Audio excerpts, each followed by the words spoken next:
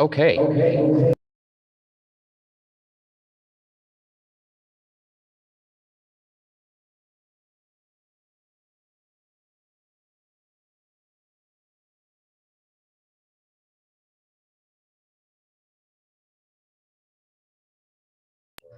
Okay. No, still.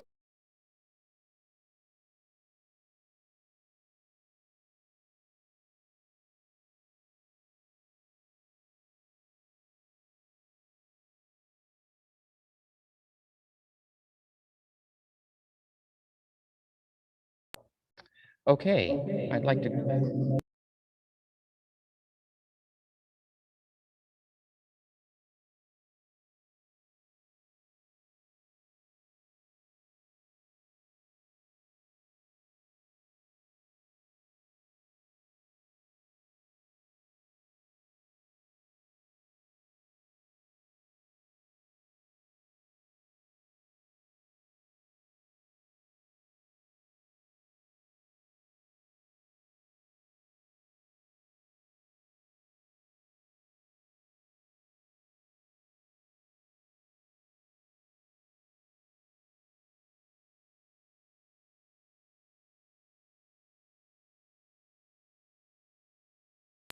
All right. I'm sorry, people on Zoom.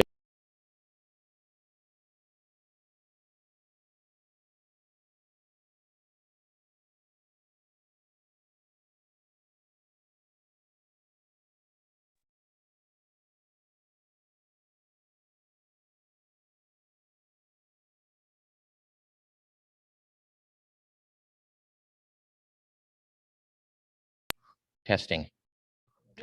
Okay, we're good to go. All right, I would like to call our June 16th meeting to order. All righty. So welcome. Thank you all for being here. Appreciate you attending our meeting today. I want to, before we move to the Pledge of Allegiance, I would like to take a moment of silence to honor the lives of those lost in Uvalde, Texas.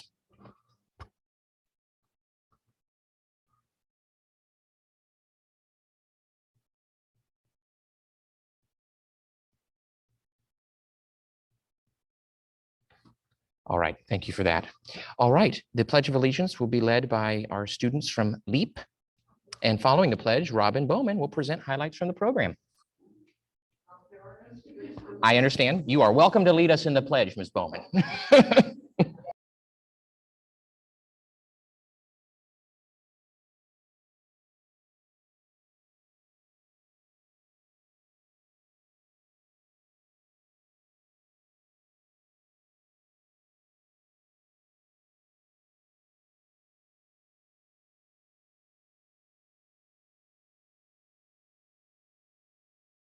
And now we'll hear from Robin about LEAP, all of our great things going on.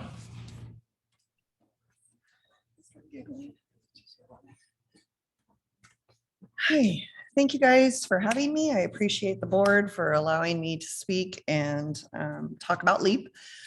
Natalie, Rhonda, you guys are awesome. I appreciate all of you guys helping and supporting us in our endeavors. So for some of you, you guys know about LEAP and come visit and see what we're doing. Others of you, that new ones, the new board members, LEAP has 2 campuses. We have the campus at Marilla and we have the one portable at Lindo Park, which is our state preschool. Close to 90% of all LEAP students enrolled with us continue on into LUSD schools. They keep on moving forward in either SDC or TK or kindergarten. The students' experiences with us is the stepping stone for their continuing education. At our 2 LEAP campuses, we have a total of 46 staff. We have 13 certificated and 33 classified staff. Of those staff, 40 are at Marilla, at the Marilla campus. And there is 1 staff bathroom. Just putting it out there. Just because we all struggle. We have 259 students enrolled in the tuition-based, the state-funded, and special education classes this year that we've just got done over with. Enrollment numbers are down due to the reduction in students allowed in the state-funded and tuition-based due to the pandemic. Usually we have more students. Early Start, which is part of our special birth to 3 in the special ed department, has a funded capacity of 75 students between 3 teachers and 1 SLP or speech language pathologist. Early Start had 163 total referrals this year, with 90 referrals coming from Santee School District and 73 within the LUSD boundaries for the 21-22 school year. There were 81 referrals that were unable to take due and to be at or above funded capacity. Early Start runs 204 days, not the typical 180. So they're still right now, here's the infant teachers and staff. They're still running right now. They go until July 8th. More referrals will be continuing to come across their desks in the coming weeks. So that number of 163 referrals will be more than that before they are done on July 8th. 4 SDC teachers are teaching 7 classes. They had 83 students across the 2-day, the 3-day, and the 4-day class. We have 1 speech language pathologist and 1 SLPA, speech language pathologist assistants on campus currently. The special education department is working on hiring the 2nd SLP because of a vacancy. Special day class or SDC preschool also has an extended school year or ESY, which starts on June 27th and goes through July 29th, running from 8:15 a.m. to 11:15 a.m. Monday through Thursday. In the tuition-based and state-funded preschool, 3 teachers are teaching 6 classes, 3 morning classes and 3 afternoon classes. We had 71 tuition-based students enrolled for the 21-22 school year due to COVID restrictions and community care licensing, which is Title 22 and Title 5 that I run. The requirements they had, our requirement was to keep those numbers down. So that's why we only had that many numbers. Of those 71 enrolled in tuition-based preschool, 28 students were in the wraparound care or the 6:30 to 6 program. That program runs 12 months. Families sign up for the additional care camps, which are Thanksgiving, winter, spring, and summer. And we just started summer camp this past Monday on the 13th. At any given time, there could be up to 150 students currently on the Marilla campus. Enrollment for the fall semester and the tuition-based started on the 2nd. COVID restrictions for licensed preschools has been lifted for the fall start of school. So we'll be able to register to our full capacity, which we haven't been able to done in the last 2.5 years. So we're very excited about having some higher numbers. State preschool takes children from an ongoing interest list. Funding capacity is 48 students. This year, due to COVID restrictions, we had a capacity of 28. CDE was kind enough and allowed contractors to be held harmless for the 21-22 school year. So we got our full contract regardless of enrollment. That restriction has been taken off. So now we have to do our full capacity of 48. Enrollment for the state funded just started at the end of May, and I am enrolling 48 students from an interest list of 150. And I can only take 48 of those families that are in the most need because those families for state funded are coming from, it's based on your gross monthly income before taxes. The PAT, the preschool assessment team class, which is part of the SDC, is in its 3rd year. Due to COVID last year, all testing was done traditionally, so it hurt. It wasn't as great as it can be when PAT is in session and they weren't in person. For the 21-22 school year, the PAT class was able to be back to its normal in-person assessments. We had 48 students come through 9 cohort classes. And cohort classes run for 2-week segments, 3, so a total of 6 days, Monday, Wednesday, Friday. And it's a 2-week session of 2.5 hours, 3 hours a day, depending on the day of the week. Of the 48 students that came through those 9 cohorts, 45 qualified for services. Only 3 didn't qualify for any service. Placements in the 2, 3, or 4-day class have been better determined after having the students for 2 weeks in a class setting instead of only a 1 or a 2-hour meeting in an office. The students are in a natural environment and the PAT gains more information related to the child by looking at the whole child instead of just the 1 or 2 hours. They can address behaviors immediately and create expectations as well as different strategies and decrease behaviors to sort out the true impact on cognitive, social, and language skills from behavior issues. Parents are pleased with the rapport LEAP builds with the children and families from the beginning. We are reducing challenging behaviors at the youngest levels. 47 students had traditional testing done because parents were not comfortable with having the children come in due to COVID, or just it wasn't going to work for them if they had to work and whatnot, and the class is only a couple hours. Of those 47 students that were traditionally tested, only 2 of those students did not qualify for services. A total of 95 students ages 3 to 5 have been tested and 5 did not qualify for any service.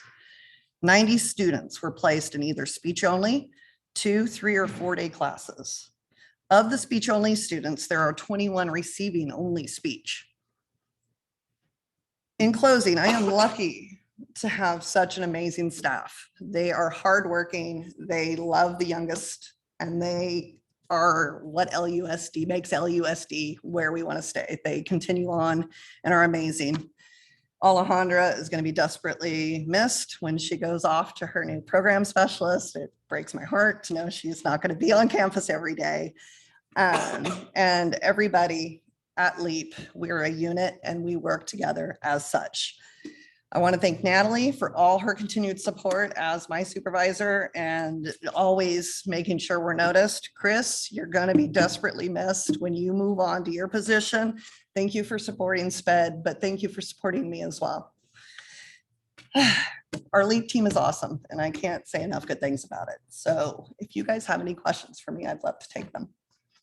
I have one. So how do you choose those 100? You have way more state preschool applicants. How do you choose who gets in?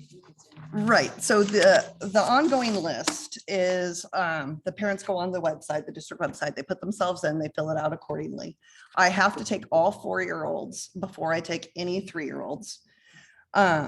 So that's how it starts. But then it's based on where they are, time, date, stamp. And then I take them then. And then you have to kind of go, children with IEPs, they get pulled first before, depending on where they are on the list. It's supposed to be the lower income and then children with IEPs. And then you can go on down the list. Our military families, we actually take quite a few military families because their BAH, their housing allowance, does not count in their gross monthly. I've had to file a paperwork with the CDE explaining that usually it only works for families that live on a military base, but because we're so close to military housing, I was able to file an exemption and have the state of California allow us to use Eucalyptus Ridge, or if they were over on Somerset across the street from LMS, the other military housing, I was able to get them to be able to be part of that. So their BAH doesn't count any longer. Then that's been going for about 5 years now. So it's been really nice to be able to help the families that protect our country. So, but thank you. Other questions for Robin? Just thank you and your staff for all your work. Thank you. Thank you. Really kiddo. Thank you to everyone. Yeah, they're great. And I appreciate them coming out on their summer break and supporting LEAP. So Yes, and I know visiting. they're all like, can we leave now? So, thank you guys. I appreciate it. Thank you, Robin. Okay, we will now move to trustee reports, and I will start with trustee Ferrante. Well, I attended some promotions. They were fun. I should add, yeah. Had fun at the promotions. Was also at the safety meeting last week. Learned a lot of interesting information at that meeting. So it's good to be there. Because of my knee, that's about all I could do. Okay. Trustee Wiseman. I kind of played hooky last week and went to Arizona with my wife. So I missed several of the promotions, but I made it back for LMSs and they did a great job. And thanks to the Stadium Association for letting the kids, because when I was vice principal at TDS and I teach there, before we even had the shade structure in the sun was terrible, but now having that great facility for the kids to do it is great. I also got to, before I went on that trip though, I got to see both band concerts at TDS and Lakeside Middle School. And I got to see drama performances, Broadway. What was it called? It was called Broadway Bound at TDS. And so I enjoyed the kids performing and seeing the arts in action at both middle schools. I also got to go visit Lakeview Elementary with the new principal there, Mr. Rowan.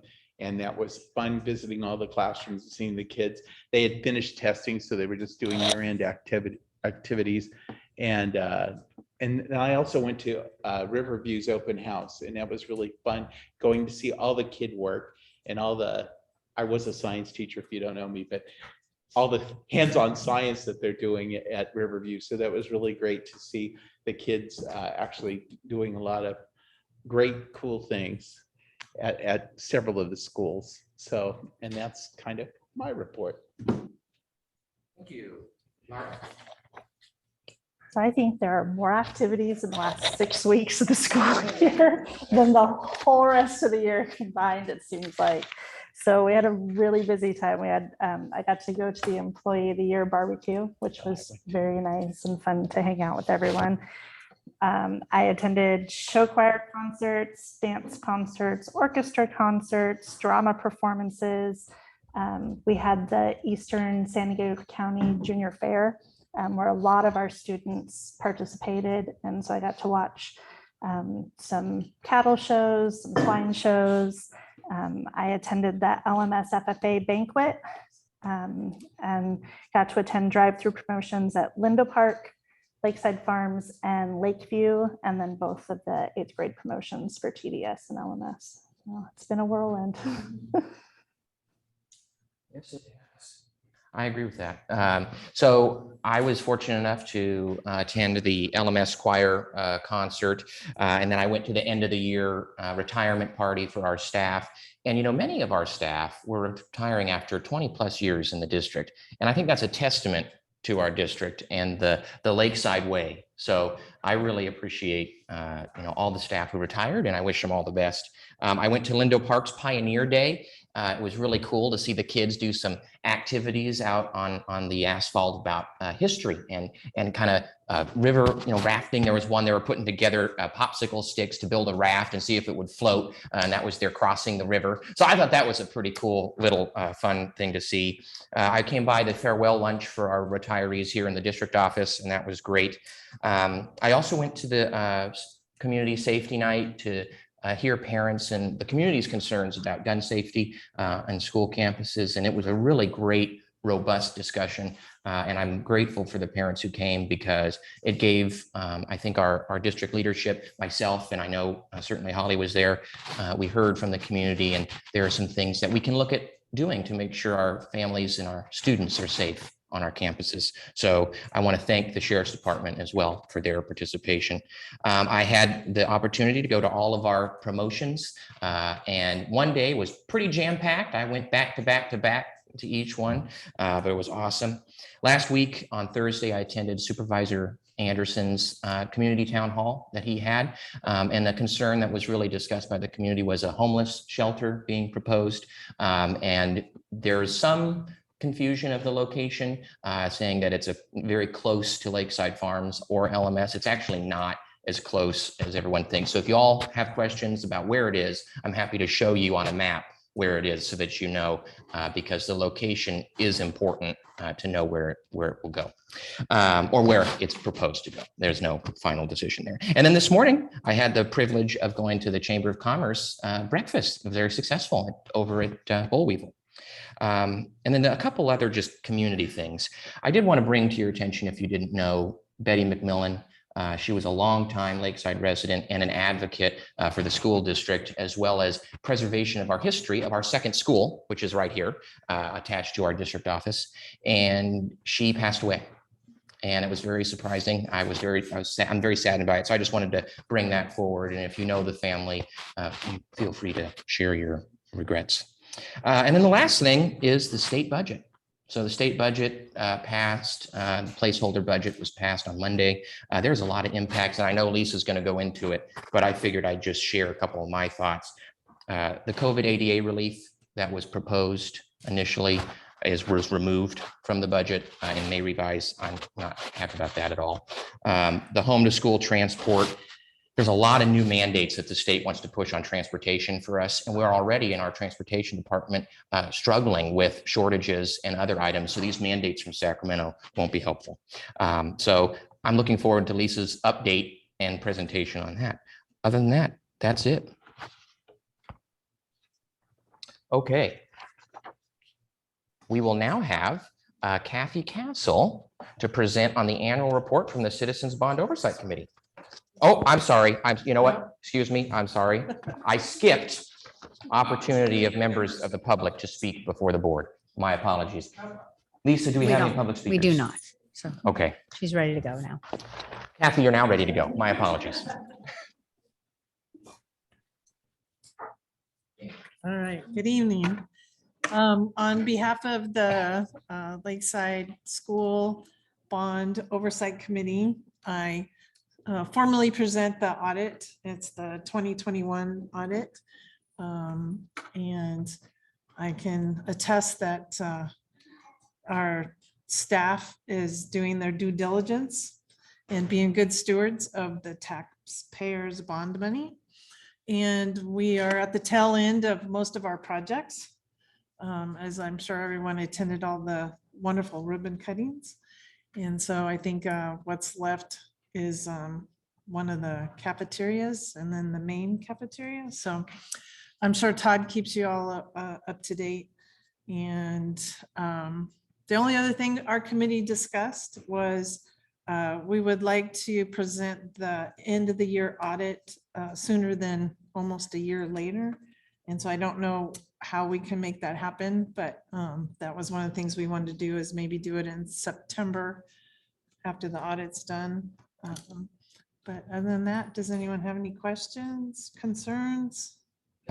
Lisa, could you address the audit question that Kathy had? Actually the annual report that she's talking about. So it kind of gets a little tricky because capital bond projects, their audits don't follow the same as school districts. So ours has to be finished by December 31st. Or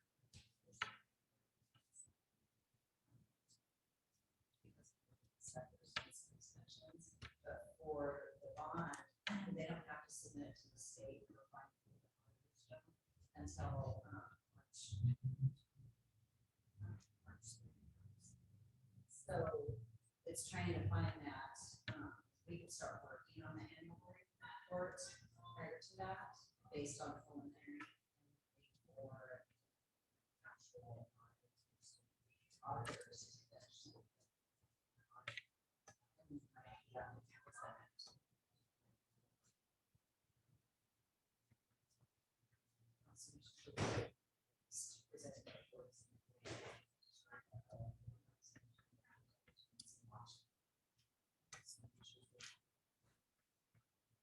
Thank you. So hopefully But, well, perhaps, a little bit before June, but sure. April, May. Perhaps we can A little have bit. some further discussion and input from the committee and kind of talk about maybe a similar to our budget process. Maybe we do an initial preliminary update. Maybe instead of seeing Kathy once a year or seeing the chair once a year, Yeah. we can hear from our taxpayer advocates. So let's think about it. Thank All you, right. Kathy. Oh, thank you. Kathy. You're welcome. Okay, let's make sure I don't skip anything. All right. Okay, approval is requested of the 2020-21 annual report from the Citizens Bond Oversight Committee. Do I have a motion? I'll move that we approve the annual report. Second. All in favor? Aye. All right. Now we will have Julie Cushman, the principal of Verona Indian Charter School, give us an update.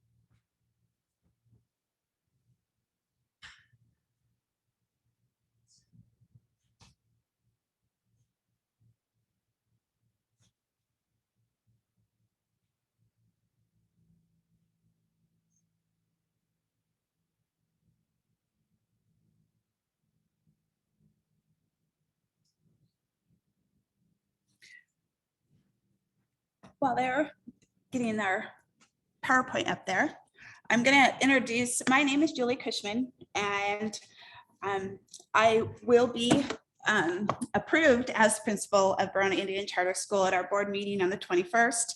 So I will be doing our presentation tonight. I have staff that came with us, our interim principal, Dr. Jeff Felix, Christy Johnson, who will be taking over Yvonne LaChapa's position in the office as school secretary, and Rebecca Gill, who will be our 3rd and 4th grade teacher this coming school year. So thank you guys for coming and supporting. This is our 21-22 update. And do you want me to just tell you when? Oh, I have it. Okay. Okay. So I'll start off with introducing our board of directors at Verona Indian Charter School. We have Raymond Welch, who is our chairman. Tanya Phoenix is our vice chairman. Mandy Kerr-Quintero is our secretary treasurer. Shirley Ruiz is our founder and member, and Danthea Little Raven Gill is another one of our board members. And this is our board of directors that are in place right now. This is our new board. We are appointing a new board on June 21st, and our 22-23 board of directors will continue to be our chairman, Ray Welch. Tanya Phoenix will be our vice chair. Danthea Gill will still be a board member. We have our 2 new board members, Darla Bowler, who is also a parent at our school, and Melanie Villa. And those will be our new board members for 22-23.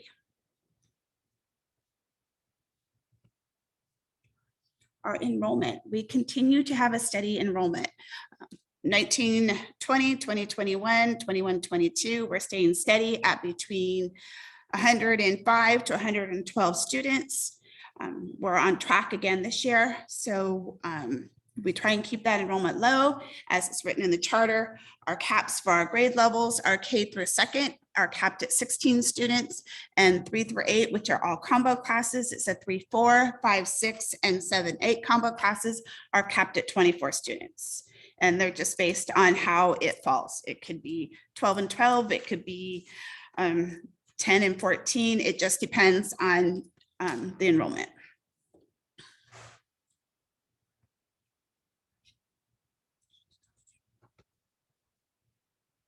Our academic achievement. What we're striving for right now with our academic achievement, and we do continue to do MAPS testing. And last year we did both. We did both MAPS testing and CASP testing with our students. These are some of our MAPS results. What we're hoping to see is that we're not having any learning loss. And as you can see, our students still continue to show growth, even though we are still dealing with the impact of COVID and students staying home and different circumstances that prevent them from being at school. So we are staying steady with our academics. We showed growth in math and language, and reading is staying steady for our students. I keep losing track of the mouse on here. So our attendance rates, as everybody knows, we continue to have challenges with COVID, just like everybody else is. We continue to work with our family resource coordinator. I know most of you are familiar with her. It's Nina Dramisi. She has done a phenomenal job reaching out to families, building relationships with families. She's very consistent. She reaches out to families. She makes phone calls in the morning, trying to get these kids to school. She's done a fabulous job, and she will continue on next year with us as well. So.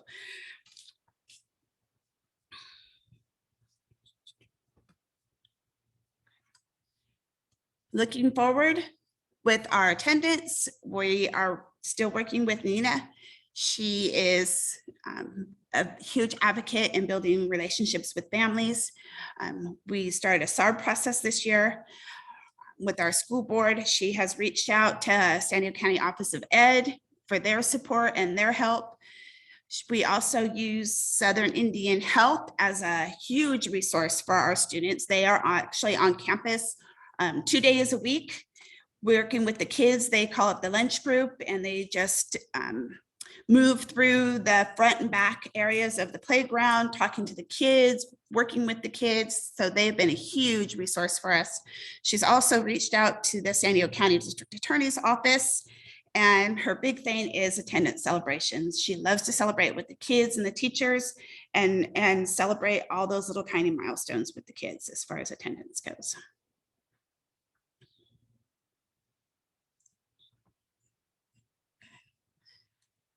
So we had a lot of movement on campus this year. I came out of the classroom as assistant principal. We hired Sahil Alami as one of our campus supervisors. We brought in Nicolette Montano as an instructional aide, and Yesenia Foster as one of our instructional aides.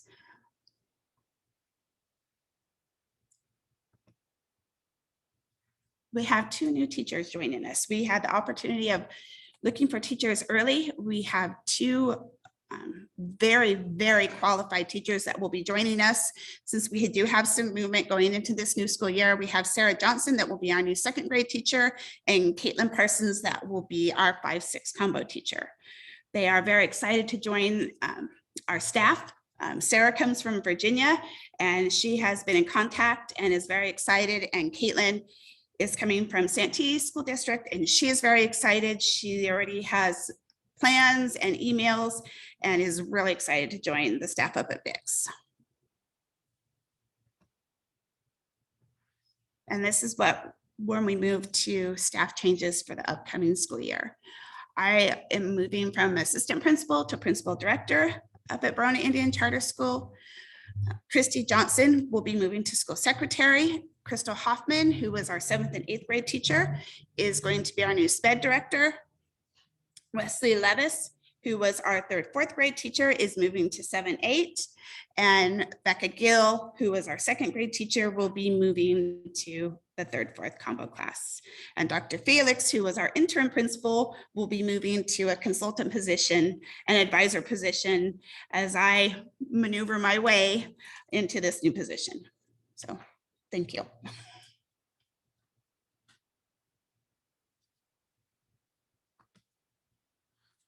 We did a lot on our campus this year. Last summer, I was busy up there doing a lot of improvements. We resurfaced the whole campus. We installed basketball courts. We installed tetherball poles. We did a hole in the back, completely tore up play area and put in a huge sand area for the kids to play in. We purchased all new Chromebooks for our 3rd through 8th graders this year, and did a lot of classroom upgrades at the school this year. So we were really proud of what we did. And if anybody would like to come and take a look, we're really excited to show it off. Our 21-22 estimated and 22-23 adopted, we will be approving our new budget at our board meeting on the 21st. And while we did go over, we did a lot of improvements this year of one-time expenditures. And we were excited. We focused on school safety. We redid the whole fenced-in area for the entrance into the office, trying to make it a safer entrance.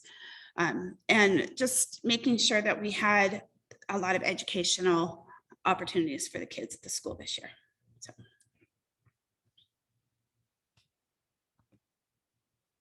Leader and me. This is something that we are very proud of. And it was funny because Christy and I would meet with the leader and me, our coach, and we would think, oh, we're not getting anywhere with this program. And she says, oh my God, you guys are doing phenomenal. And we see it in the kids. It's a great program. It's a 3-year implementation process. We just completed our 1st year. We have a lot of new staff coming on. So we have the opportunity to have a training again this summer. The kids, we formed this leadership team and they were helping with family nights, and it's just a great program. We see a lot of impact it's having on the kids.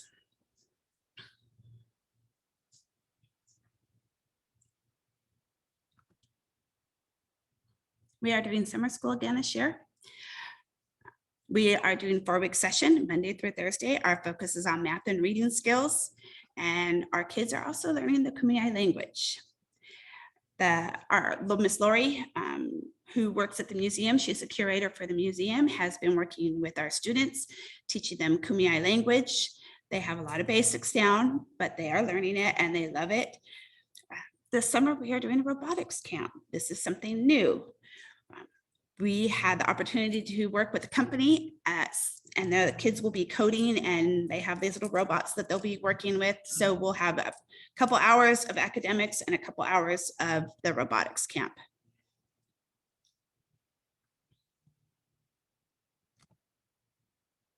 So highlights of the year. Up at the top of the list is the Mingay Museum exhibit and then the Seed Library with the Audubon Society, and I'll talk about that in a minute. The Leader in Me program, we're excited to continue with this. We were able to have various family events. As soon as we knew that we could bring those families back on campus, we had them back on campus. We've had family movie nights. We've had what else have we had? Family movie nights. We had back to school night. We had our 8th grade promotion that we had in person, our kinder promotion that we had in person. We expanded our cultural program. And when I talk about the cultural program, our students have the opportunity, K through 8, all go to culture class once a week. And they're learning about the Kumeyaay culture. And it's been phenomenal. Lori, the curator at the museum, is hugely instrumental in educating the students in the Kumeyaay culture. She has been a huge asset to the students at the school. We're also going to upgrade, we upgraded our native garden and we're going to expand our native garden. Our 7th grade class works with Miss Lori in the garden, in our native garden that sits right next to the school office. We're talking about expanding it back some more. We want to get a greenhouse. The kids are loving the gardening aspect of it. We're looking at purchasing a greenhouse, and then the kids start to propagate some of the native plants. We completed some of our campus improvements and then the new laptops this year. And these are the 2 things I'm extremely proud of our students this year.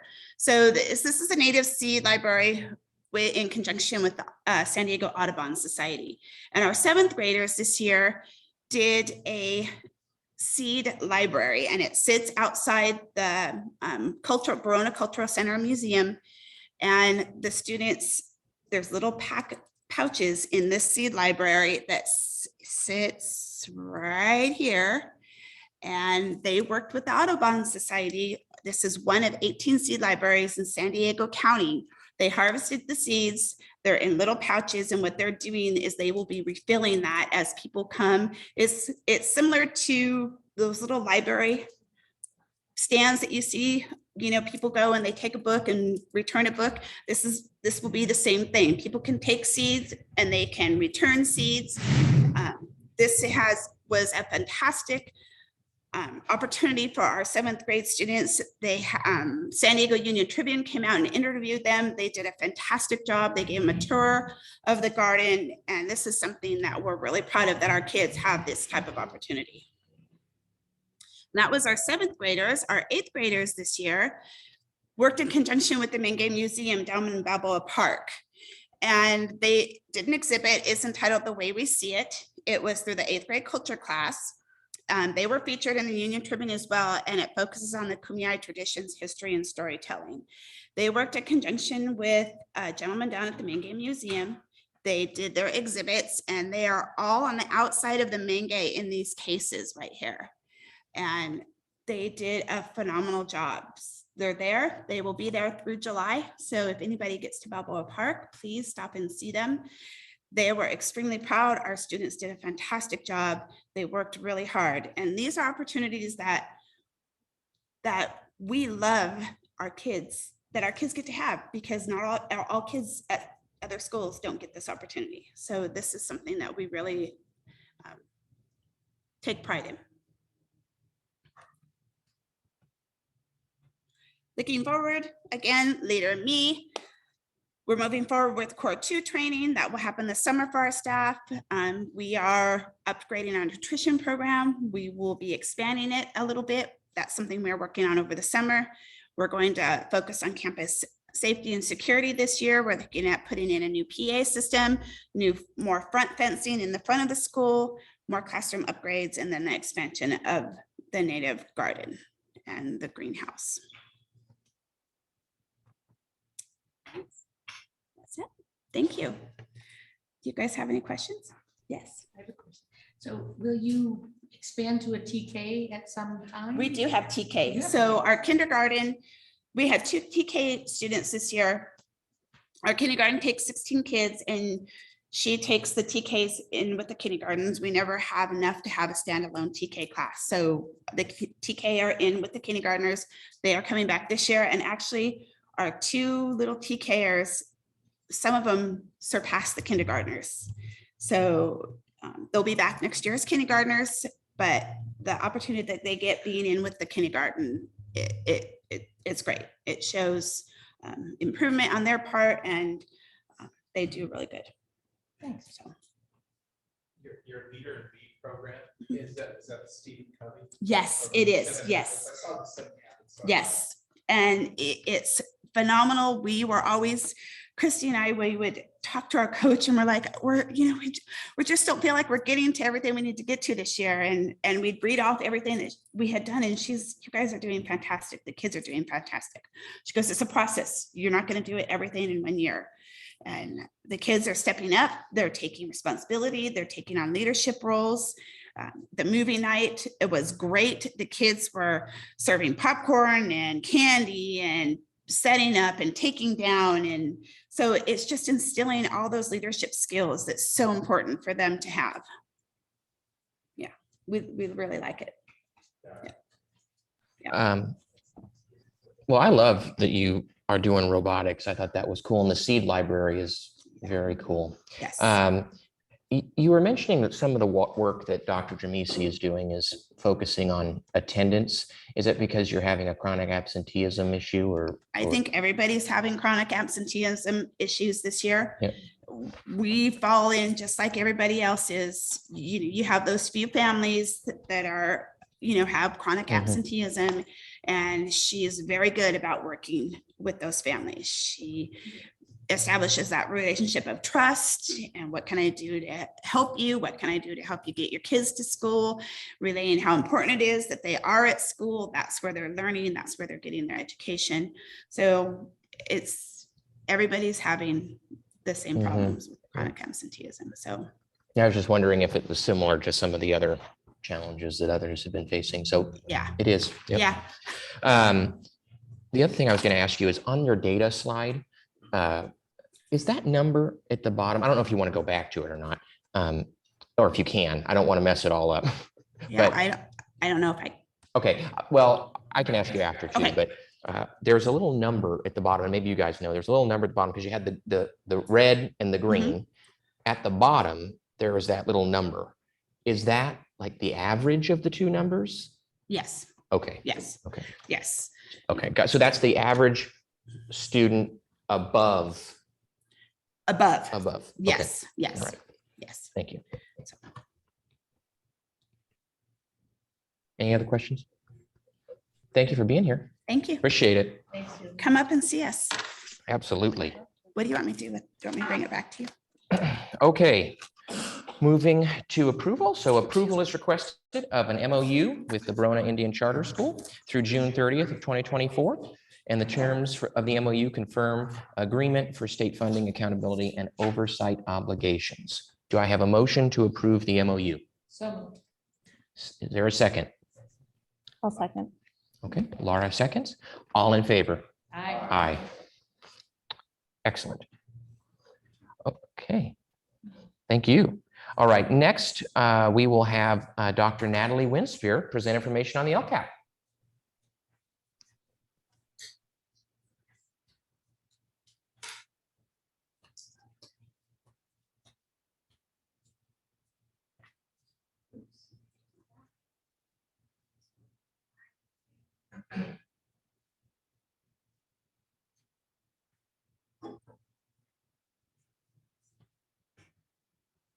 Okay, good evening, everyone. I can hear myself. Can you hear me? Okay. So I am here tonight to present to you our As you know, we adopted a 3-year LCAP class at this time.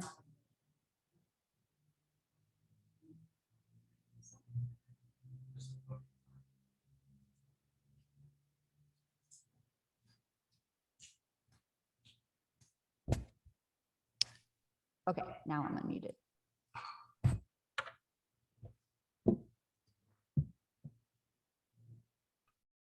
Okay, so as you know, last year we adopted a 3-year LCAP. So essentially every year we're obligated to review the LCAP and get additional community input and decide if we need to change our LCAP or continue with our LCAP the way it was written based on our data and input from the community. So essentially at this time, based on the input that we got from the community, which was very similar to last year's input and really validates a lot of the work that we're already doing, we are going to essentially not be changing the LCAP significantly. We do go through with the business office and we reallocate funds because obviously we spent most of what we allocated last year, not all because of COVID, and then we're reallocating funds so we can move forward with our LCAP goals. So I'm just going to give you an overview of our LCAP. And so tonight we're going to cover our LCAP goals and local indicators, just review what our mandates are around the LCAP, our current status, some goals and metrics. And we had to get community input again this year. So we're going to review what the community asked for this go round. We're going to look forward a little bit and then we're going to celebrate.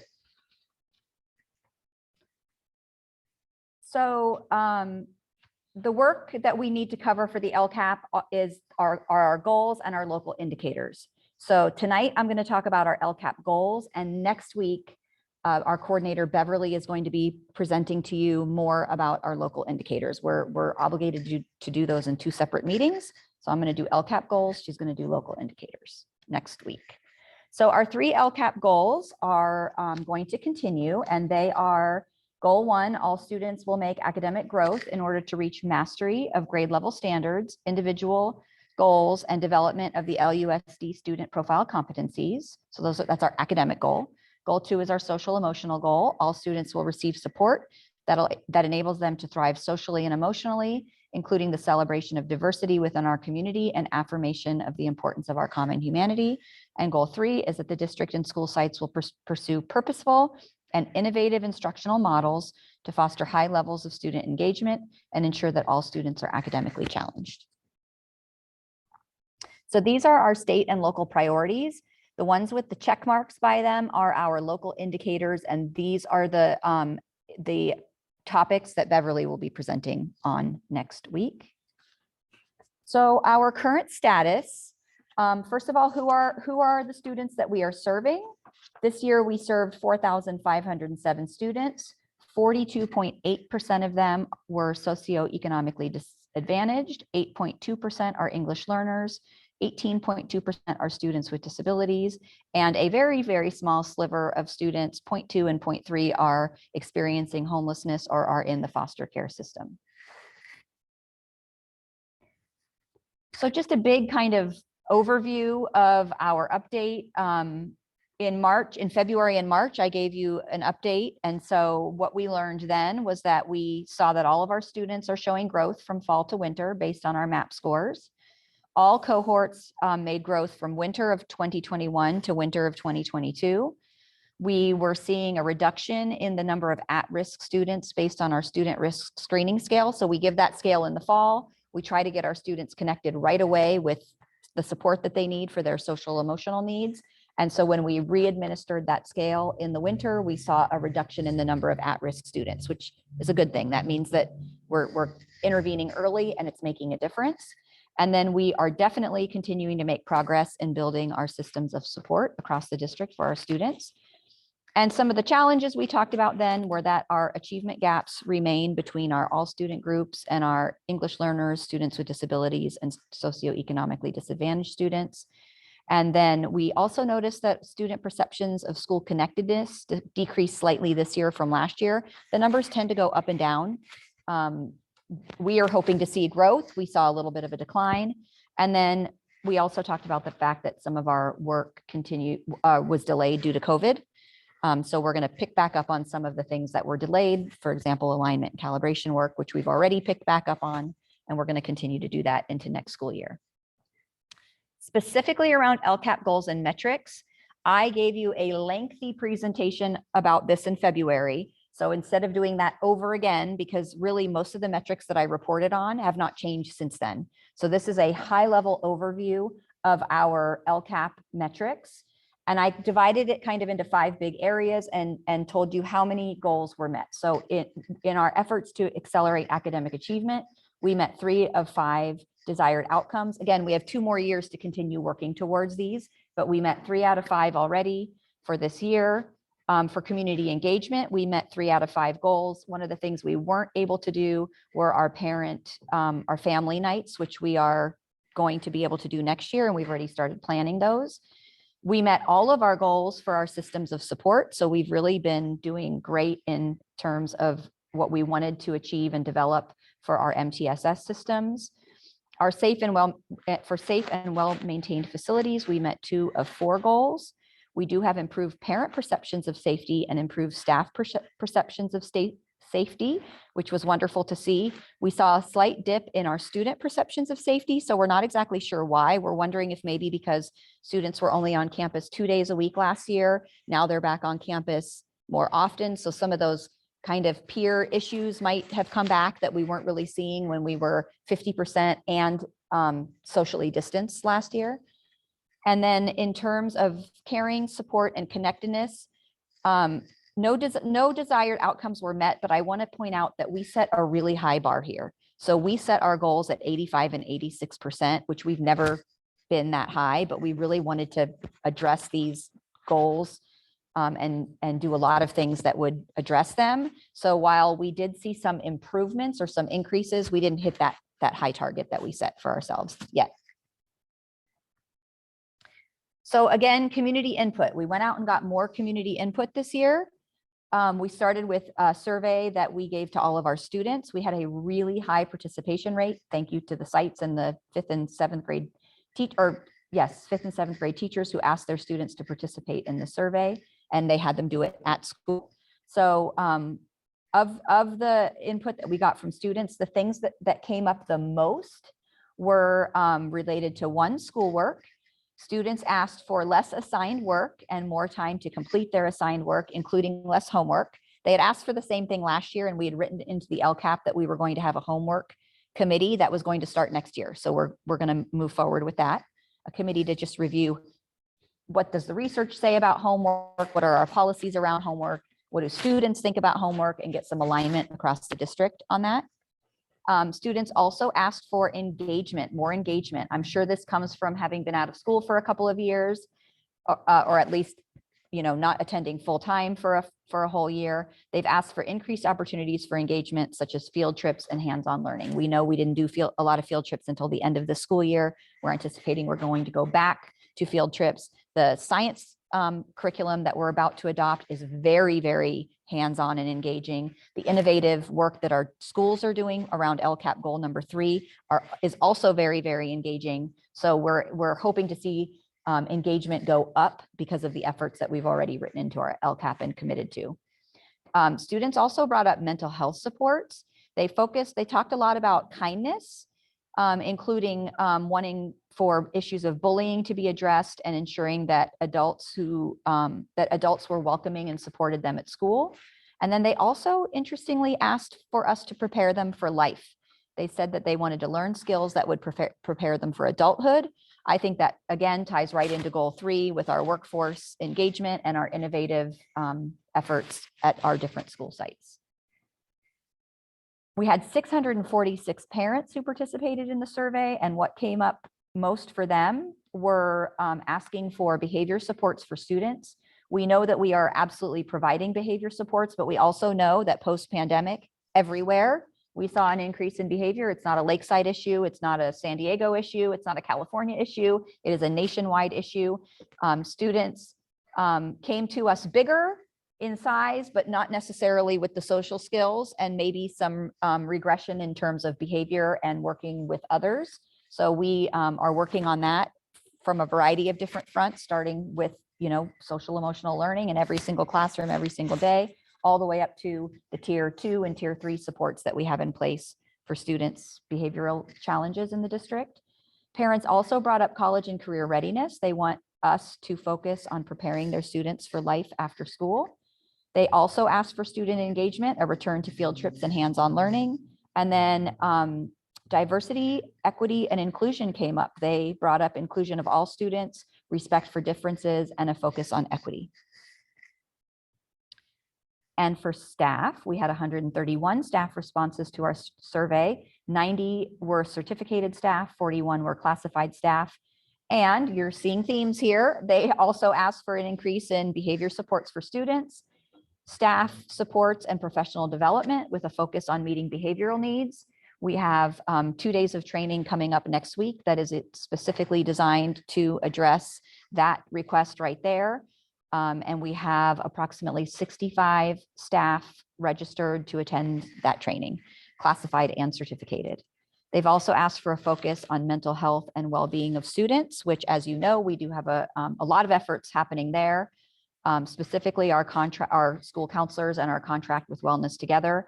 We have a couple months ago, you approved a contract to extend our regular school year contract with Wellness Together through the summer, so that any students who need a continuity of care for their mental health services through the summer will have access to that. So we won't be dropping any students during the summer, and we'll also have mental health services available for ESY and our summer academy program. And then they also asked for continued and increased interventions for students, which is awesome because that's exactly what we're building. So looking forward, a lot of what we want to do next year is get back on track with the LCAP. So I mentioned that, for example, we couldn't do family nights next year. Well, we are going to do we're going to dazzle with the family nights that we're planning for next year. I have an ed services retreat tomorrow with my team. And one of the big things we're going to tackle is planning 2 awesome family nights. We also are getting back on track with our alignment and calibration work on Tuesday, Wednesday, and today of this week. We had about 45 teachers who came together to work on alignment and calibration. So we had a team meeting at Lemoncrest. We had a team at Lakeside Middle School and a team at Tierra del Sol, all continuing the alignment and calibration work. Our team at Lemoncrest, our elementary teachers, since not all we invited teachers to come back, we paid them to come, but obviously some people didn't come, it's their summer vacation.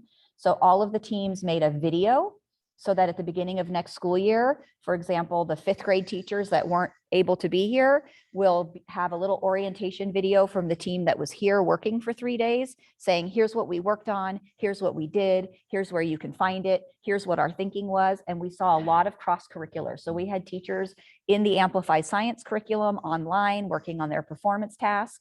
It's an ELA performance task, but they brought in the unit of science that they were going to be teaching in trimester 1 to make it a science and ELA performance task. So that's a lot of the work that I credit Tupper and some of our principals for doing for many, many years before the next generation science standards came out, getting that mindset going about cross-curricular science and math and ELA. So a lot of our teachers that came were part of all of those trainings. And so they were kind of already thinking in terms of how do we put it all together. So that was really cool to watch the teachers. They were being super creative, very engaged, getting a lot of work done.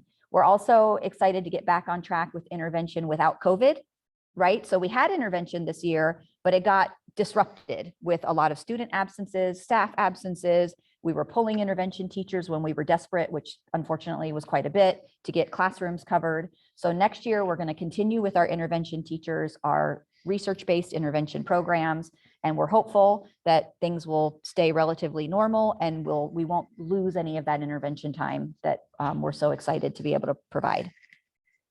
And then we're also leveraging resources. As you know, we're increasing from 2 MTSS TOSAs to 4, which means that each MTSS TOSA will be supporting 2 sites. So essentially every principal will have a 50% partner that will be working side by side with them in developing their intervention systems at their school. Because some of the systems we're doing are district-wide systems, but at the end of the day, each of our sites are different and each of their needs are different and their data is different. So they're going to have a partner to sit with them, look at their site level data and really dig down into what do we need to build for the students that are here today at our school in terms of intervention. And then they're also going to be able to sit down with grade level teams and say, let's look at the at promise students at 3rd grade. Let's look at their MAP scores. Let's look at their attendance data. Let's look at their student risk screening scale data. And let's really work together to be down to the individual student level to see, are we doing everything we can possibly do to help that student be successful?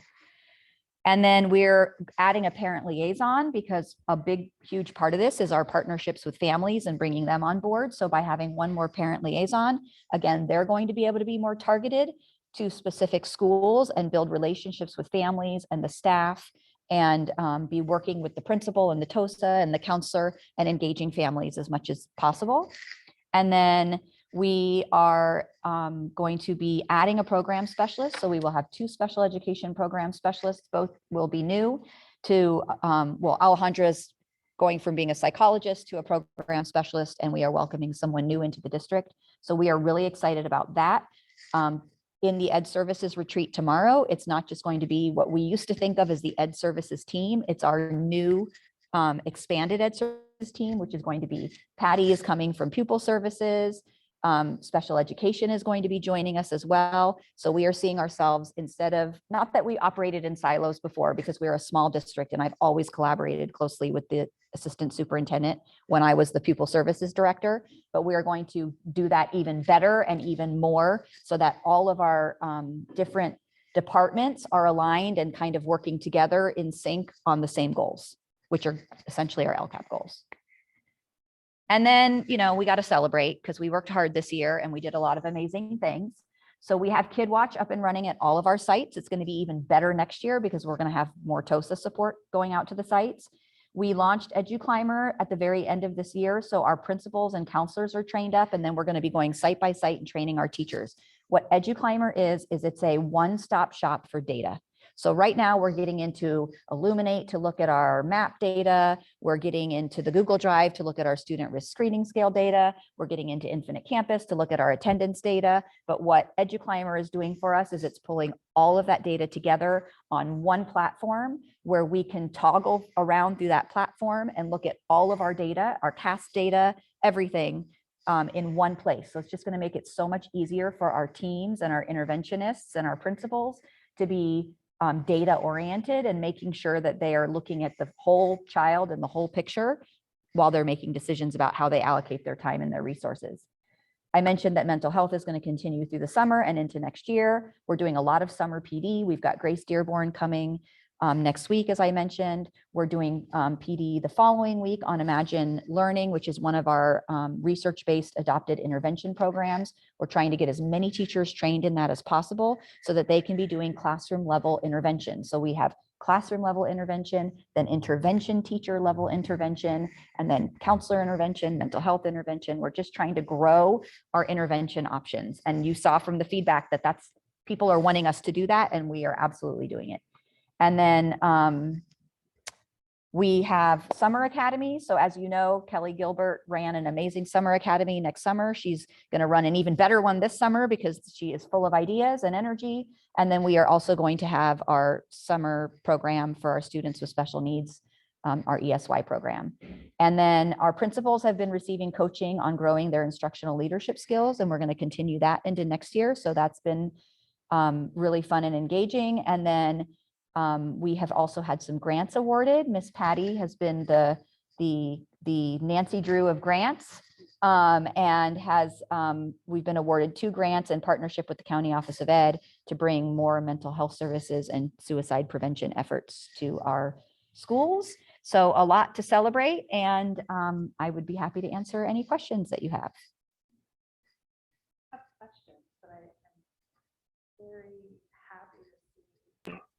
How much, mental health services and how much we're really looking at adding and growing for the next year and what we've done also this year because it's so important. So I'm really glad to see that we're really going to keep that ball rolling and move forward with that. So It's exciting. Yeah. I'd like to add to that. Laura, that is part of our school safety plan too. That's a level 1 intervention that we can provide.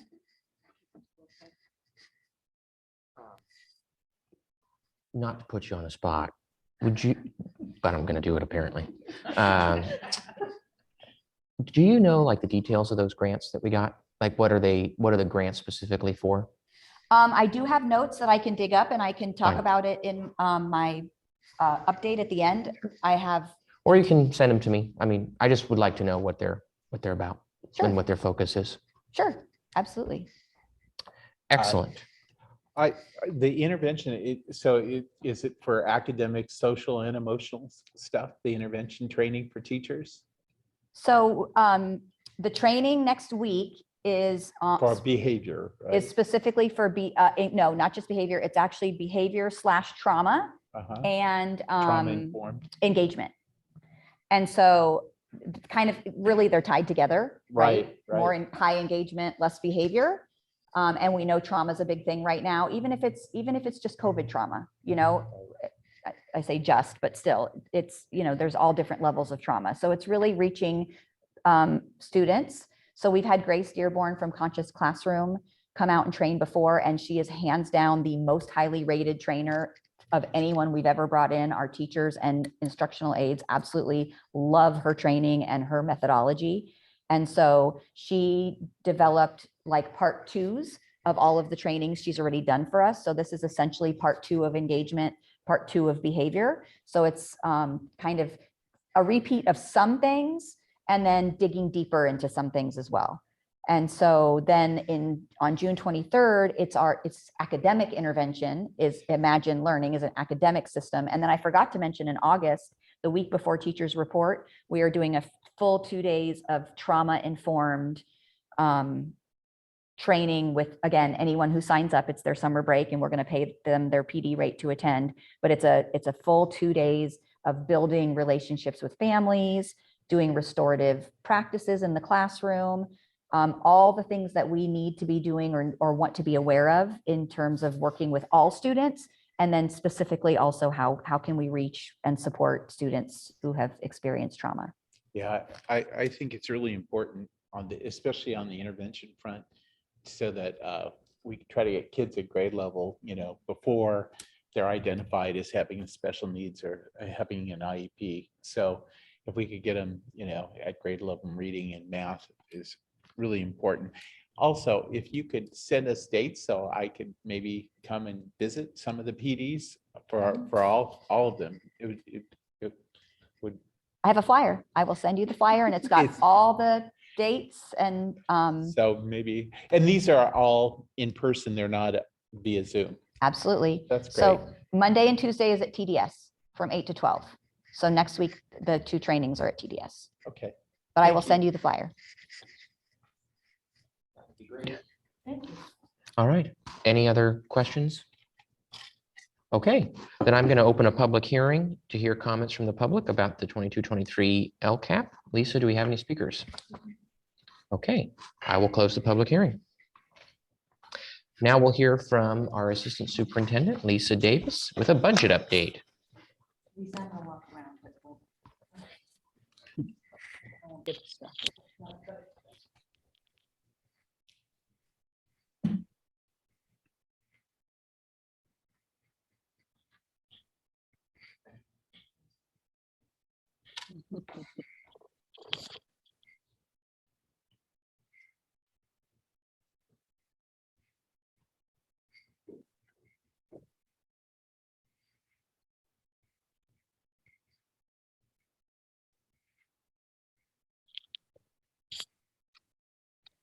Okay, tonight, as required with the state, with the LCAP and the budget, LCAP has to go first on our first meeting, and then the budget follows, and these are our public hearings, and then the next week's will be hopefully the approval of the LCAP and our budget. So tonight, I'm going to give a brief overview of where we're at with our budget, and then some of the things that are happening up at the state level and what we're looking at. So one of the requirements is to do this. is that we include, because they do go hand in hand, the LCAP. So there's a parent budget overview for parents that's part of the LCAP. But one of the requirements is that we show it in our presentation for the budget. So the first two slides are what's going to mirror in the LCAP, the parent budget overview, just to give a broad view of how much funding the district's anticipating on getting, how much we're supposed to use towards if we receive supplemental concentration grant funding, what our percentage is out of our total budget that's supposed to go for those supplemental services. So this is just a breakdown for parents of that, along with our state, federal, and any local funding.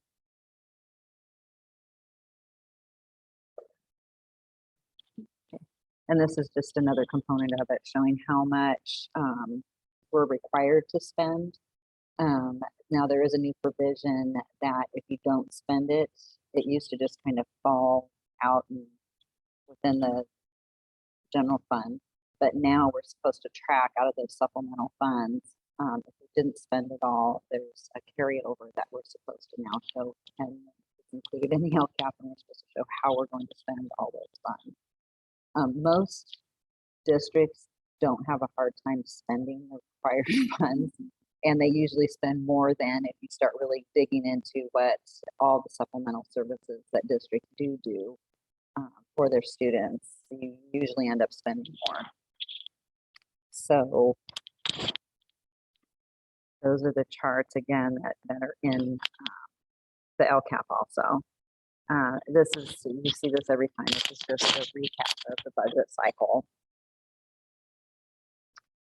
Getting into the governor's May revise, there's some big numbers that were being thrown out there. I know that, like Andy said, Mr. Hayes, President Hayes, Monday, the legislature did turn over their budget proposal to the governor. Now the governor has 12 days. He has usually to the end of June to basically negotiate with the legislature on their proposal, and hopefully we'll have a budget, a state budget sooner or later.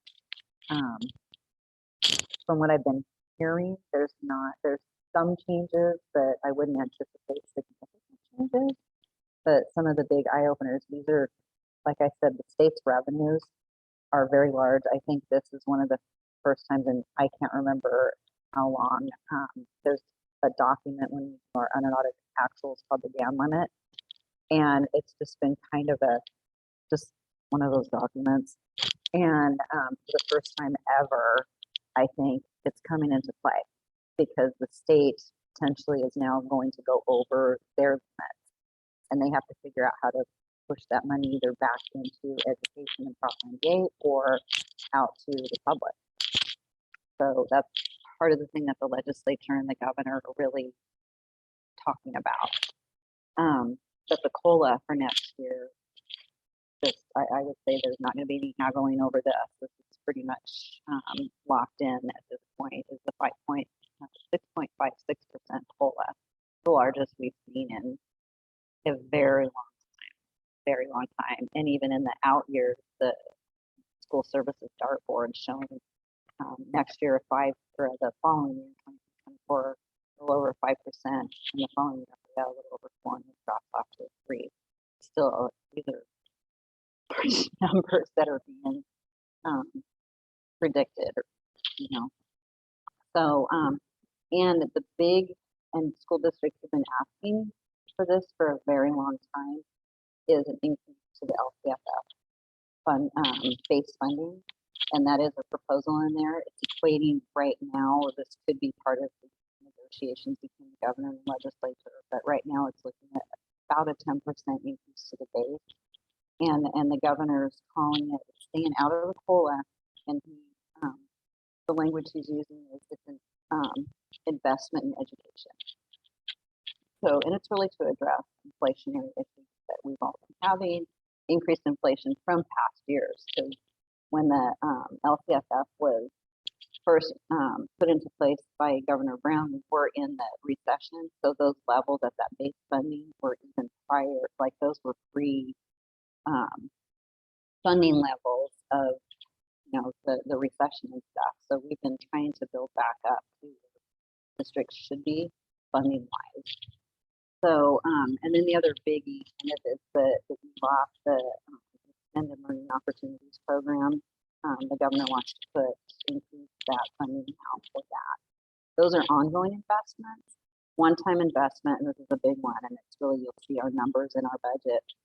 The discretionary block grant, they're looking at that being around $1,500 per second period ADA. So we're looking at around $6 million or $6 million. It is large. And then the inclusive early education expansion grant. That's a big early education is huge for the governor. So he's wanting that. Don't know if that might be, that one might come off of the table. Yeah.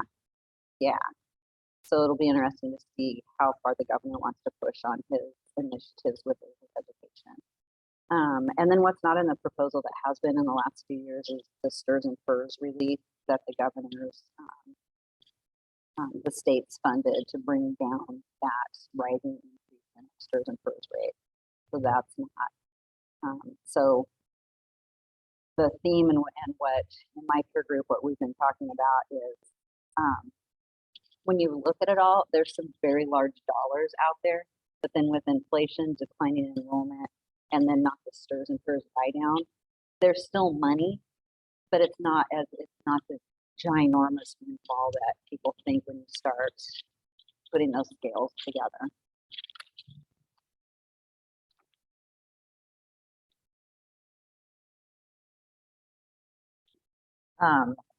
Yeah, I put this in there because I thought it was important to put in the slide. His spending plan is $300.7 billion budget. It's just huge. These numbers are just staggering, especially with what we've been living with the past 10 years.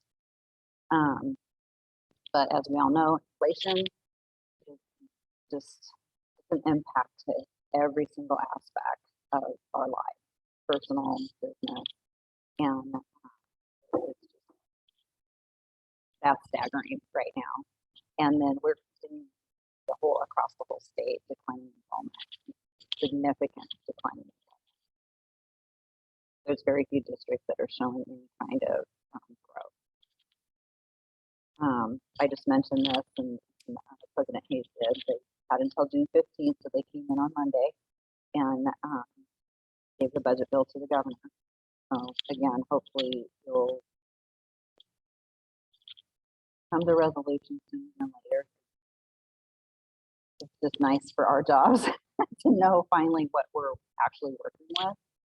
And so the approval tonight is that on next week's board agenda that the budget's adopted. We do, if there's any significant changes, that we have a 45-day decision period that we can bring it back to the governing board to make any changes to the budget. The reserve cap, there's many things happening this year, large numbers that we haven't seen in a long time. The reserve cap got triggered. It's triggered for 22-23, and I can remember sitting in those meetings and the powers that be saying, no, the 3-4 triggers will never ever happen. Will never happen. Well, guess what? It happened, and so now we're having to deal with that too. So districts, their unrestricted reserve cannot be over 10%. However, school districts can commit, and there's restricted dollars and unspendable dollars. And so you'll see in our budget, they're lined out. A little over 8% of our reserve. So we met the reserve cap.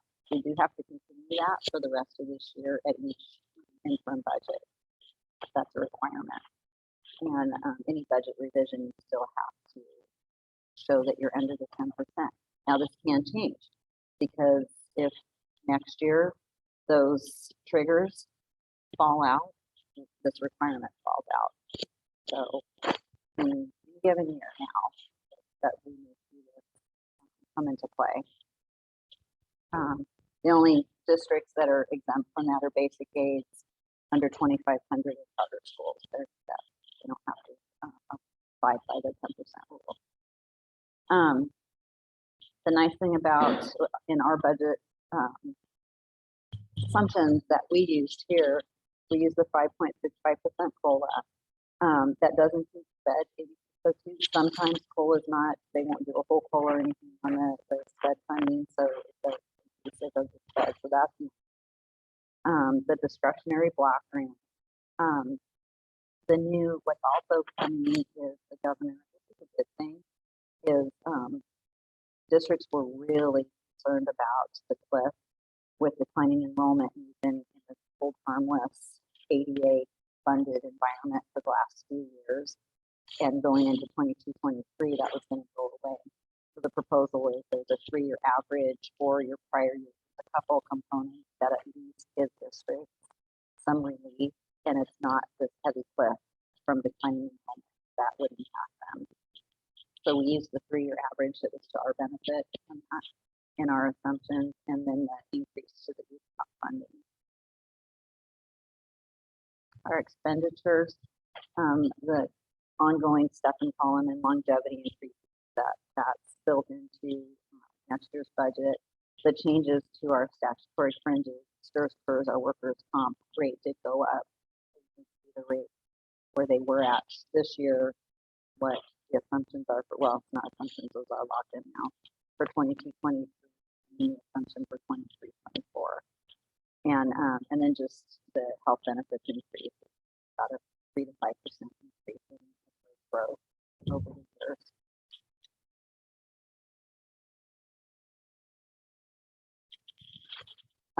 We're estimating our student enrollment to be around 4,580. And I'll come back to that in a minute with our 88, and we used a for the 96% average rate. Hoping to come back to that. It really dropped this year, but again, that was based on many circumstances. So we're looking at our P288 to be at 4377. The enrollment, we're holding it at that right now. We're really anxious to see when we come back in probably the end of July and then August as out in the community, that even though parents didn't disenroll their students at the end of the school year or their registration packets, they still turn them in, just kind of as a safety. But if they're home cells this summer, they're not. So a little nervous about the enrollment numbers. You know, we'll see what we have when August comes and when the whites of their eyes and they're sitting in the seats. Now, then we'll know exactly what our numbers are. And it was a little hard to try to figure a trend. And we don't have a trend anymore. There's no baseline because of COVID. So we're kind of resetting ourselves. So hopefully this year we'll be able to like start that baseline again and reset ourselves with the numbers.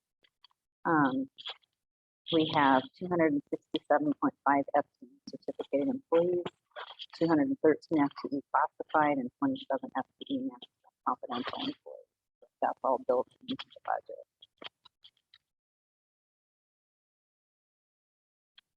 This is a pie chart just showing with what we're getting from the LCFF, what we're anticipating, federal, state, local. Broke it down between our actual property taxes and what state backfills with the local control funding formula. And then you'll see this when we get together, chart the actual dollar figures. And the pie chart to wrap your head around to see where the district's at. Our general fund expenditures, certificated staff takes up 39% of the whole pie, classified 14, and then their benefits is 31, so a total of 84% of the district's expenditures are in salary and benefits. And then the rest is just type of capital outlay, books, supplies, professional services, our utilities. I wanted to throw this chart in here just to see like how the funding mechanism, and this isn't even, there's another component in here that wasn't added yet, but there's an additional TK supplemental funding. That's kind of like the grade span adjustment. So it's going to have its own line item. So that's not on this chart, but you can see how the funding goes with school districts where it's divided by grade levels. And then you go by grade levels and you can start with prior years and then what the COLA represents. And then they're going to layer the COLA and then they're going to layer the investment to education, the 10% roundabout. And then there's the new base grant. And then they add in the supplementals for, they're going to have TK or a grade span adjustment, which is the K3 funding. And then it goes into supplemental concentration. We don't receive concentration, we supplemental. And then here's what are in the big thick packet. This is the Cliff Notes or snapshot. What we're looking at ending the school year, and just keep in mind that these are estimated actuals, but it's estimated actuals, not our actual expenditures right now. It also includes budgeted. And so what happens in any given year is there will be, when you actually end your school year, what drops out is anything that was budgeted that wasn't expense. So with our district, historically, $500,000 to $800,000 usually falls out. And so just remember that in that unrestricted, and if you see a deficit spending, that's with budgeted items in it too. It's going to roll back up.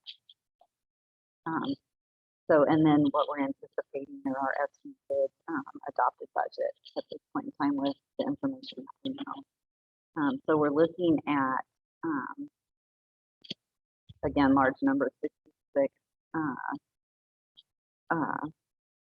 $75.9 million in revenue, and we're anticipating on spending 6.6. You can see our contribution, that's to special education, and the addition of adding the COLA to the 602 is very helpful, still not enough, but helpful. So we're looking at ending this current year with a 15.93% reserve. 10% cap doesn't count, goes into effect 22-23. With all the new dollars, we're looking at ending with a reserve, projecting through the year at adopted budget of 25.65. The next slide will show how taking that combined ending fund balance of 22 million, non-spendable and restricted. So those are our restricted dollars on the two columns, unrestricted and restricted. But taking that non-spendable is revolving cash funds and those types of funds. So taking those funds and then committed funds. So if you look in your packet, I couldn't make it all, but you'll see everything that's committed. So then that brings our reserve down to 8.53. And committed is some of those items. We put multi-year contracts because we really started thinking about multi-year contracts. Will some like our for our copier machines and stuff signed a 5-year contract, so we're obligated to pay those funds. So we can show in our commitment line that we have in these multi-year contracts those funds that we've actually committed in the out years. That's our safety net in case anything happens in the out years. These funds have been committed and they're basically designated for something, just not in this current year.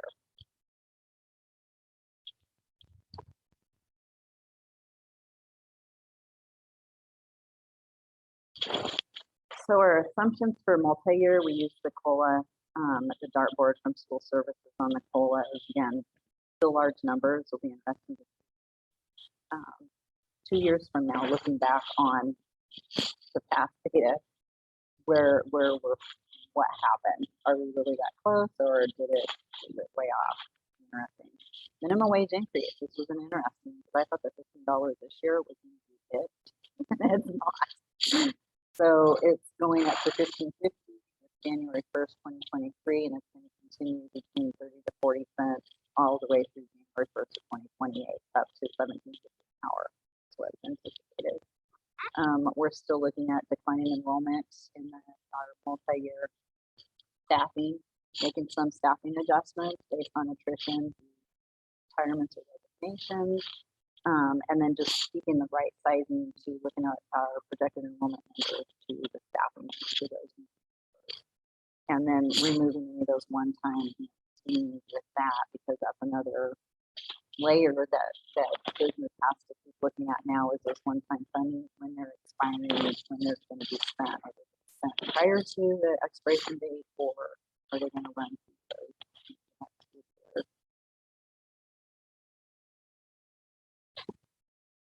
Some of our other funds, again, everybody's seeing some very large, just with the child nutrition department,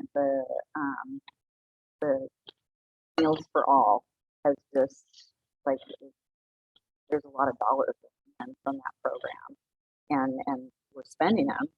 The constraints this year, though, have been supply and demand, and so we'll see what happens in the next few years. You know, that kind of levels out with supply and demand. But Child Development Fund is working really well. Food Services Fund is working very well. I included the bond because, as Kathy had said earlier, we're coming to the end of most of the projects. I think the only really large project that's going to be partially funded from the bond and probably use up the rest of the bond is energy savings project over the next 2 years. And then the bond program should be complete. So what's next for us? If there's significant changes, business department will bring back budget revisions within the 45 days. September will be the September 15th drop dead date to have our unaudited actuals in the county office. So we'll be all closed, so we'll see where we actually landed. Again, keeping in mind the estimated actuals, but there's all out next unrestricted funds will grow. And then July, August, September, really watching those enrollment numbers. I'm just extremely curious where are we going to see a lot of movement over the summer? No, I don't know. So that is the adopted budget for next year. Have any questions?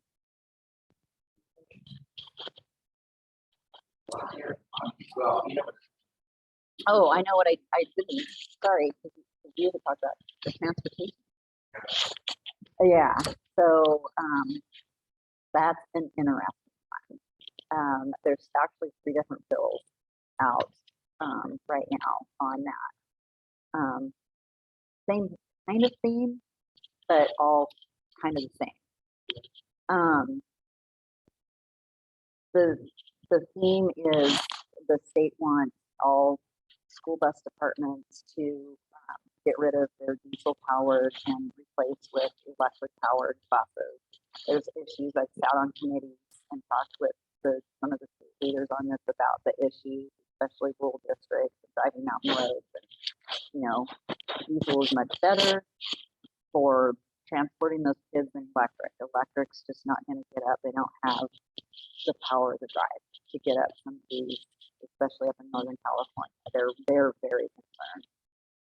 The other piece is school transportation for all. And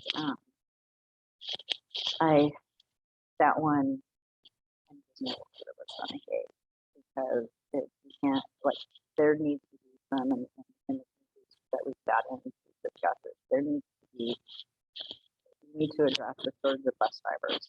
You can't make people. It's a different kind of a job, and there's just a shortage of the drivers.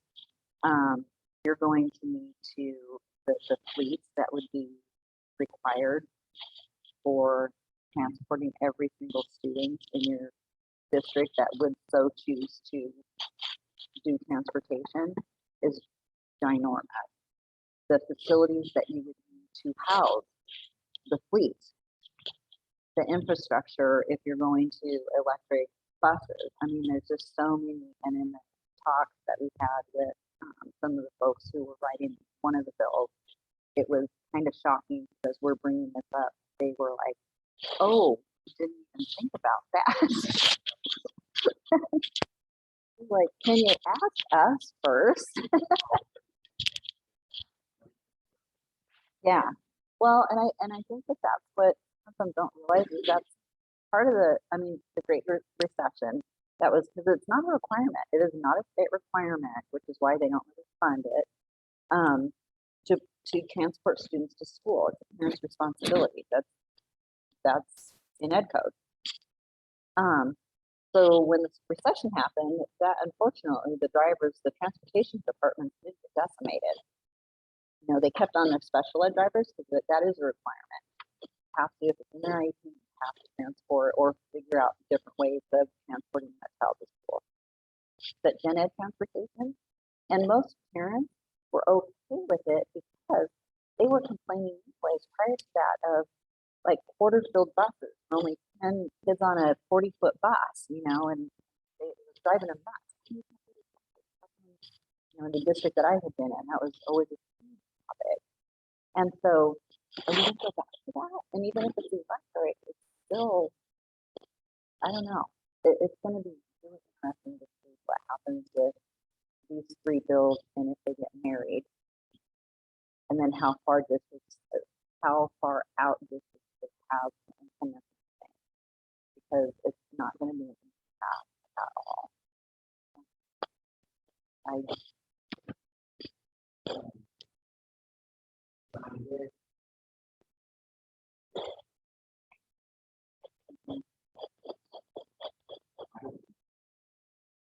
hope. Well, it was in his May revise, and he was smart about that because if he folded that in to the Prop 98 educational funding, it helps with the ban limit. Exactly. And so, yeah, when the legislature pulled that out, I was kind of shocked and was like, really? And it's not that, I mean, like our district would have received minimally $100,000. I mean, you know, it's not a lot, but you can get some painting and some asphalt work and you can get some stuff done with $100,000. And it helps because right now we're having to pull it out of general funds to do any kind of deferred maintenance and so that's one of the commitments in one of the line items is for, we have it in our budget this year to make the transfer to deferred maintenance, but just as a fail safe, we're committing another line item in the following year. Because if I'm kind of trying to look at the future and protect ourselves and have at least 1 year of if the roof falls in and it give us at least a year to figure things out, but we'll be able to fund stuff for that year that may go south. Good for me.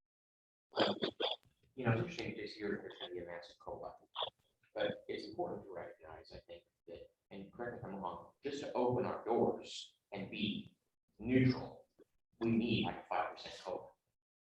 So really, we're only getting a 1.5% COLA, really, because in order to go negative, we're getting, I mean, neutral, it needs 5%, right?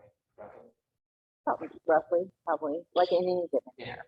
So it's always I think if you look in the past when there's been 0 or very little COLAs, it's I would say a pat on backs of the ones whose courses, the big ones that I won't name, that keep going qualified negative but it's a testament to the districts, their teams working together, that they've been operating with little to no inflationary adjustments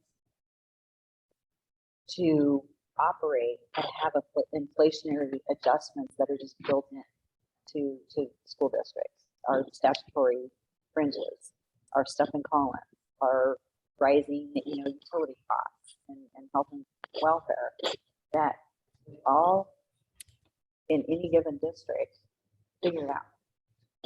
And sometimes it's not pretty, but everybody's been able to, for the most part, figure this out. And it's a testament to creative thinking, people working together. But yeah, if we could be funded every year at 5%, that would address so much. And then we could address any kind of bargaining with labor friends that or make adjustments to salary schedules and stuff. But those are just those were food for thought. Not that we have large numbers. Everybody's going to see that. But we're dealing with inflation and cost increase, and that's why the governor is very specific in not adding that LCFF increase to base. He's specifically calling it an investment to education, and it's to raise that base up to address the inflation rate cost that a district is to operate. Lisa, our bond funds that are, like you said, for energy improvement, is that the new HVAC systems that are going in on Yeah, all the the schools? HVAC and the solar arrays and the new windows. Yeah. So, yeah, because that's really important. I know, especially in the era of COVID, that we have HVAC systems that are more capable of circulating the air in the classrooms. So, And those will start this summer. The window replacements are, I would say, 99% done already. So hearing that well, actually, we are out of stock now. So they're gearing up and a good part of the roof tear offs and they have the units. They already ordered them, so supply is not going to be in the solar arrays.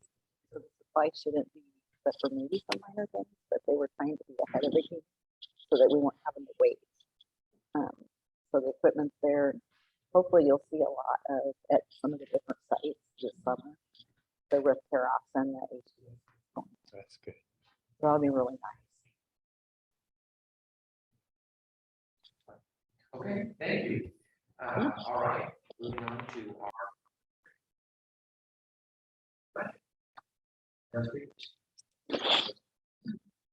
All right.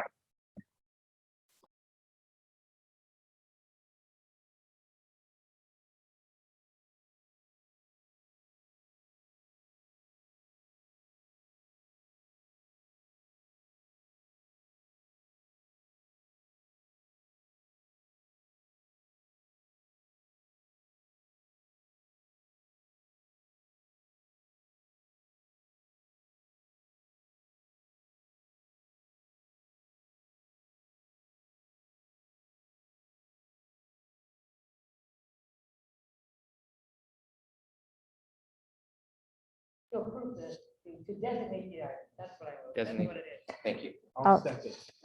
Okay, all in favor? Aye. Aye.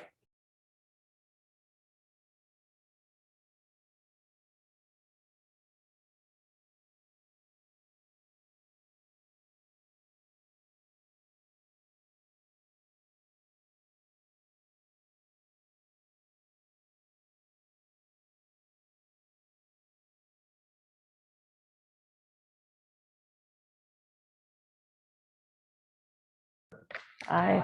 Aye.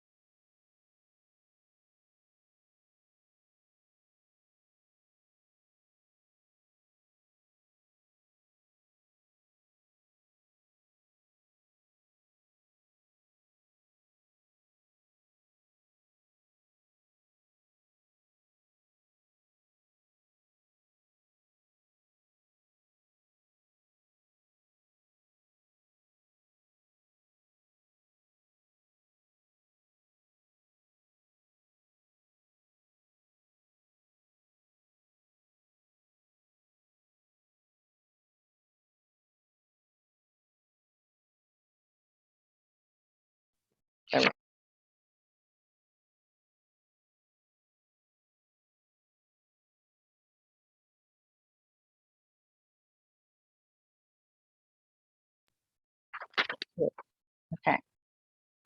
We're closing out our year end. People think that business office gets to go along with the teachers and everyone else. This is our busiest time of year.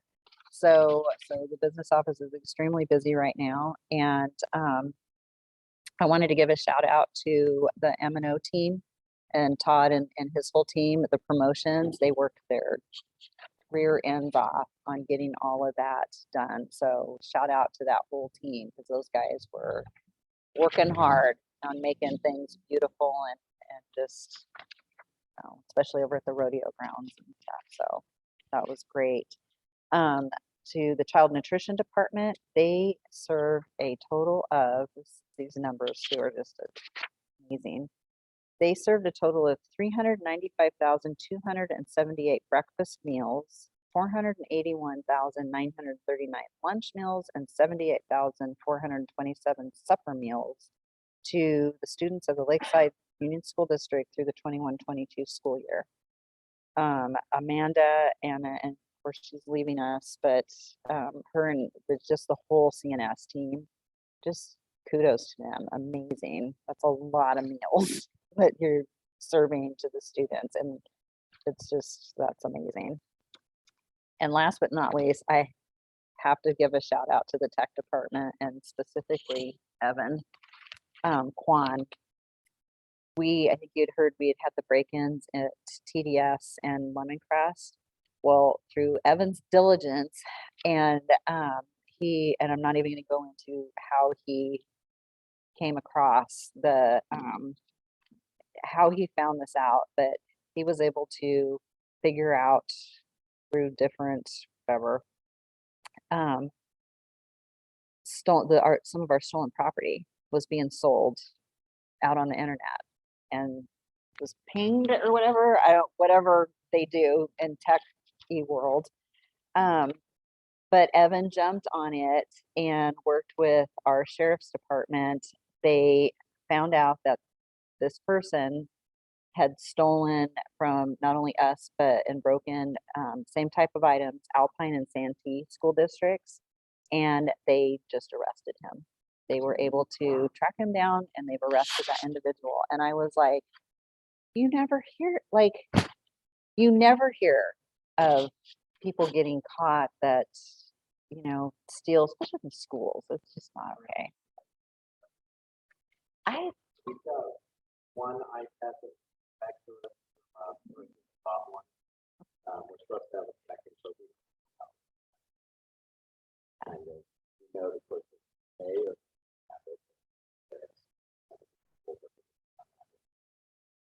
I'm just glad, even if we don't recover, I'm just glad they caught the person. Yeah. It's just like, so yeah, shout out to Evan Kwan and the tech department for yeah. So that's my reports. Well, I don't have any true crime stories to tell, but I do have some awesome principal stories to tell. A lot of what I had on my update, I've already talked about as part of the LCAP, but I just wanted to bring up our alignment and calibration work that happened this week. I mentioned all of the teachers that came.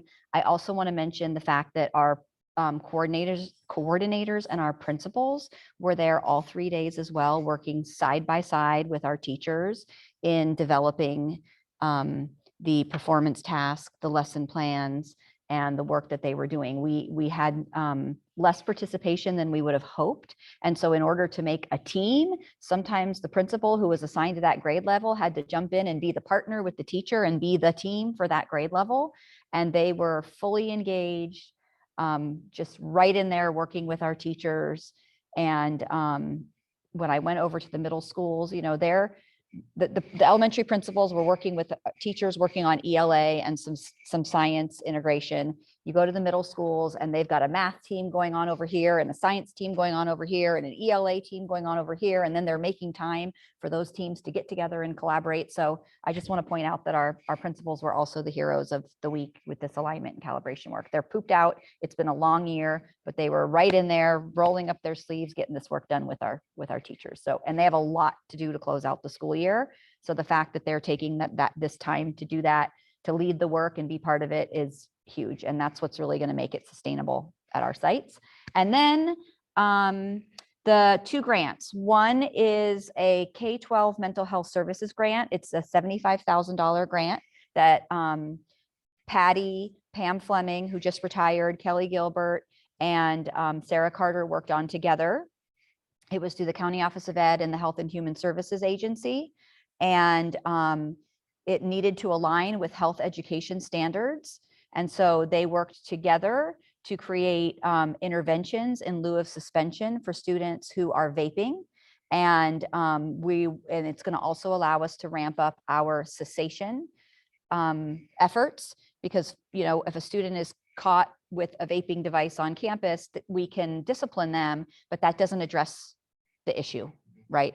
And so we really want to address the actual issue, which is, why is this happening? How can we connect? That's another intervention we can connect kids with, is cessation efforts and alternatives to suspension, because missing school doesn't help anybody, and it doesn't change the problem, and it doesn't stop them from smoking. So we're trying to do what actually works, which is keep kids in school and address the issue. So that's also obviously tied into our mental health efforts as well. So that's one grant. And then the other one is in partnership with the County Office of Education on suicide prevention efforts at our middle schools. We actually already do quite a bit with respect to suicide prevention, but this grant will allow us to expand our efforts and consider data around suicidal ideation amongst youth in Lakeside, and get a lot of technical assistance and support from the County Office of Ed. And then last but not least, since I'm a new nerd, I wanted to let you guys know that we have currently 41% of our employees are enrolled. We did a campaign in May. I mentioned it at the last board meeting. Through that campaign, we increased about 43 people who signed up. So we've lost a total of 398 pounds across the district. And I met with Noom yesterday, and we're going to do a big campaign on the Welcome Back Day, because we have our contract is through February. So even when teachers come back in August, after a summer off, maybe a little too much eating, maybe a little too much drinking, maybe a little too little exercise, back to structure, getting up every day, being in a routine, they might say, I want to do this. So we're going to do a campaign on the Welcome Back Day, send out a new email to everybody saying you can still sign up. You still have 6 months free on the program if you want to start it now. So we're just going to keep that going as part of our effort to support our staff in self-care efforts. Thank you, Dr. Rhonda Taylor. Well, I just want to tell everybody we made it. And it was a year riddled with lots of surprises. And I felt sometimes like we were playing that game, red light, green light. You know, we're going, okay, no, we're not. Okay, we're going, no, we're not. But we made it through. And I just am so grateful to our team that stepped up and took extra responsibilities. And Stacey, I'm shouting you out because I tapped you and threw you into something huge. And she did it and did a phenomenal job. So did Dr. Winspirit. And I'm just adding Lisa to our team this year. I'm just so grateful to be a part of this team. Also, as I want to echo Laura when she was talking about just how many activities we had this last month. And it was almost overwhelming. I mean, I just told my family, I'll see you at the end of June, right? But every time we saw a performance or went to a promotion, I had this overwhelming feeling of gratitude, because we haven't been able to do these things. And so I don't want to ever look at those as something that I have to do again. This is something we get to do again. And so I really want to keep that attitude about it. I want to thank LEAP for the decorations in the boardroom. They're very, very cute. So these are our little preschool art projects. Wanted to talk a little bit about the community safety meeting. I planned that because I was getting so many emails and so many phone calls after the tragedy in Texas. And I started thinking that it would be, let me reach out to the Sheriff's Department and see if they would want to come and present with us, and that we could put something together to show how aligned we are. And Lieutenant Ray was amazing, and he brought his team, and we had a meeting, and we sat down and we planned out our presentation. I think a lot of good conversation came out of that meeting. There's some things for us to think about. There's some things that Mr. Hayes and I, President Hayes and I have talked about putting in place in the future. Some physical needs of our campuses that we'll have to look at. And so it was really good. So I will be, once we get all of this up and lifted, I'll be coming back with a presentation on how we have addressed the concerns of the community with that. So that was really, really nice. But I think that was about it for me. And I'm just happy that we have made it through. Excited for next year. Thank you. Okay. All right. The board will now move into closed session. Does the board need a 5-minute break? The board needs a 5-minute break before that, too, just so you know.